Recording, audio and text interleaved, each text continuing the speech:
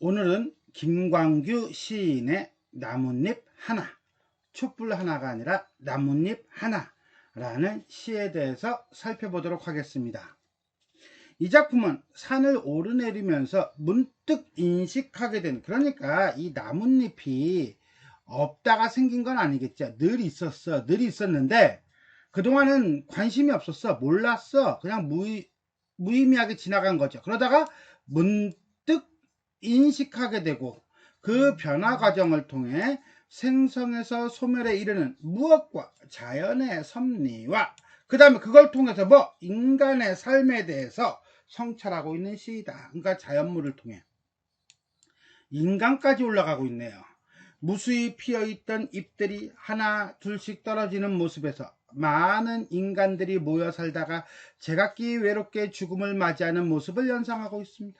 즉 여름의 실록과 가을의 단풍을 지나면서 주목하지 않았던 대추나무의 나뭇잎이 겨울이 되어 떨어지는 모습을 통해 인간 존재의 생장과 소멸이라는 인생의 섭리를 깨닫는 과정을 뭐하고 있다? 유추하고 있다. 특히 1년과 2년에서 유사한 문장 구조를 사용함으로써 대상의 의미를 깨닫지 못했던 화자의 과거 모습을 강조하고 있다 라고 보시면 되겠습니다. 자, 그럼 어떤 시인지 한번 읽어보도록 하겠습니다. 큰악산 골짜기가 온통 연록색으로 부풀러 올랐을 때, 그러니까 실록이 우거졌을 때, 그곳을 지나가면서 나는 미처 몰랐었다. 뒷절로 가는 길이 온통 주황색 단풍으로 문들고 나뭇잎들 무더기로 바람에 떨어지던 때, 그러니까 낙엽이 지던 때도 그곳을 거닐면서 나는 느끼지 못했었다. 이렇게 한 해가 다 가고 눈발이 드문드문 흩날리던 날, 앙상한 대추나무 가지 끝에 매달려 있던 나뭇잎 하나 문득 혼자서 떨어졌다. 저마다 한 개씩 돋아나 여럿이 모여서 한여름 살고 마침내 저마다 한 개씩 떨어져 그 많은 나뭇잎들 사라지는 것을 보여주면서. 자, 시는 이렇게 끝나요. 보여주면서 어쨌다고? 라고 한다면 요 앞으로 가야죠. 나뭇잎 하나 문득 혼자서 떨어졌다. 자, 그러니까 마지막은 어떻게 끝내요? 도치의 방식으로 끝내고 있구나 라는 것을 알 수가 있습니다. 자, 그러면 어떤 내용인지 한행 한 구절 한 구절 살펴보도록 하겠습니다. 큰악산 골짜기가 온통, 이때 큰악산이라고 하는 건 산 이름이라기보다는 어떤 크고 높은 산, 골짜기가 온통 무엇으로? 연녹색으로 부풀어 올랐을 때, 한마디로 울창하고 녹색이 쫙 깔려 있을 때 라고 해서 우거진 산을 감각적으로 표현하고 있다라고 보면 돼요. 여름이죠. 그러니까 실록이 우거졌을 때, 너 지금 이게 무슨 말인지 못 알아듣고 있니? 그럼 내가 한 번 더 설명할게. 뭐라고? 실록이 우거져 있을 때라고 구체적으로 얘기합니다. 즉 여름이라는 것을 확실하게 보여줍니다. 그리고 난 다음에 이걸 사람의 삶으로 본다면 인생의 어떤 청년기 정도로 보면 되겠고요. 여기서부터 여기까지를 묶는다면 이렇게 볼 수 있겠네요. 삶이 절정인 순간에, 이런 뜻이에요. 그곳을 지나면서, 어디? 골짜기를 지나면서, 또는 그러한 삶을 살면서 나는 어떤 생성하고 소멸하는 존재의 의미를 미처 몰랐었다. 이렇게 되겠죠. 자, 그런데 나는 이라고 하고 헷갈림을 했어요. 즉 의도적인 헷갈림을 통해서 어떻게 해요? 의미를 확장시키고 있는 거예요. 미처 몰랐었다 그랬으니까 자연현상에 대해 무관심했던 화자의 모습이 되겠네요. 자, 1년은 무성한 실록 속에서도 인식하지 못했던 어떤 나뭇잎의 존재 또는 어떤 존재의 의미를 얘기하고 있습니다. 뒷절로 가는 길이 온통 주황색 단풍으로 물들고, 주황색 단풍으로 물드니까 그렇지, 가을이 되겠죠.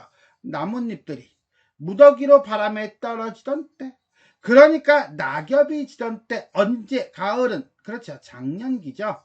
그곳을 지나면서 나는 무엇을 생성하고 소멸하는 존재의 의미를 역시 의도적 헷갈림을 이야기하면서 느끼지 못했었다. 한마디로 자연현상에 무관심했다. 그러니까 과거의 삶을 여름, 가을이라고 하는 계절만 바꿨지 사실은 똑같은 구조로 가고 있다. 1년하고 2년은 이렇게 볼 수 있겠네요. 어쨌거나 간에 2년 바람에 떨어지는 낙엽을 보면서도 인식하지 못했던 화자의 모습입니다.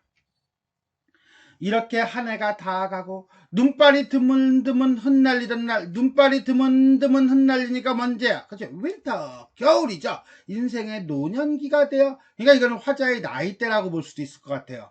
앙상한 대추나무 가지 끝에 매달려 있던, 자, 그냥 대추나무 가지 끝도 아니고 어떤 대추나무야? 앙상한이죠? 어떻게 본다면 황량한 분위기를 시각적으로 보여주고 있다라고 볼 수 있어요. 그러면서 매달려 있던 나뭇잎 하나, 그동안은 못 봤는데 이게 있다는 걸 몰랐었는데 이제서야 무엇이 나뭇잎이 화자의 눈에 띄었네요. 그리고 이 시를 쓴 거겠죠. 그죠? 어떤 성찰의 계기를 부여하는 대상이 되면서 문득 갑자기 혼자서 떨어졌다. 자, 화자가 대상에 인식하는 순간은 어떤 순간이에요? 떨어지는 순간이죠. 객관적 사실은 떨어짐이에요. 근데 어떻게 떨어져? 혼자서. 이건 주관적이죠. 자, 여러 개가 또 있었을 수도 있는데, 자, 굳이 혼자서라고 주관적 관념을 보여주면서 그동안 무심히 지나쳤던 자연현상에 대해 관심을 기울이는 화자의 모습이 드러나고 있습니다. 그러니까 3년은 뭐냐 그러면 매달린 나뭇가지 하나가, 아니 나뭇잎 하나가 떨어지는 것을 보고서야 인식하게 되는 화자가 되겠습니다. 저마다 한 개씩 돋아나 무엇이 모든 존재는 한 개씩 태어나고 여럿이 모여서 성장과 공존을 하고 마침내 죽음과 사멸의 과정으로 가는 거죠. 그러니까 이거는 나뭇잎에 대한 얘기를 하고 있지만 가만히 보니까 뭐야, 모든 존재로 확장시킬 수도 있네요. 그 많은 나뭇잎들이 사라지는 것을 보여주면서 뭐라고? 생성에서 소멸에 이르는 자연물의 변화 과정을 보여주면서 도치법이죠. 아까 얘기했죠? 저 앞으로 가서 뭐예요? 나뭇잎 하나가 떨어졌다. 이렇게 보여주는 거예요. 자, 그러니까 이 부분을 정리를 한다면 우리는 이렇게 정리할 수 있을 것 같아요. 낙엽이 떨어지는 찰나에 화자는 생성과 성장과 소멸의 과정을 보면서 뭐합니까? 자연의 이치를 깨닫고 있는 거죠. 뭐라고? 삶의 보편적 섭리를 깨닫고 있다. 그러면서 인생의 의미란 무엇인가를 성찰하고 있다. 이렇게 우리는 볼 수가 있겠습니다. 아, 그렇군요. 자, 이렇게 됐으니까 우리는 이렇게 이 시를 한행 한 구절 한 구절 살펴보았습니다. 자, 그러면 전체 한번 정리해 보도록 하겠습니다. 자유시고 서정시고요. 사색적이고요. 그 다음에 나뭇잎을 통해 자연의 섭리에 대한 깨달음, 즉 뭐야, 생성과 소멸에 대한 깨달음을 보여주고 있습니다. 계절의 변화에 따른 화자의 태도 변화와 그 다음에 유추를 통한 삶의 이치 깨달음을 형상화하고 있다라고 볼 수 있겠네요. 자, 이렇게 볼 수 있을 것 같아요. 여름, 계절의 변화라고 했잖아요. 온통 연록색으로 부풀어 올랐을 때 나는 미처 몰랐었다 해가지고 실록이 우거짐을 깨닫지 못했다가, 가을, 나뭇잎들이 무더기로 바람에 떨어질 때 나는 느끼지 못했었다. 역시 깨닫지 못하죠. 그러다가 겨울에 앙상한 대추나무 가지 끝에 매달려 있던 나뭇잎 하나 문득 혼자서 떨어졌다. 자, 여기 나뭇잎 하나 문득 혼자서 떨어졌다 에서 비로소 화자는 나뭇잎 하나에 대한 인식을 보여줍니다.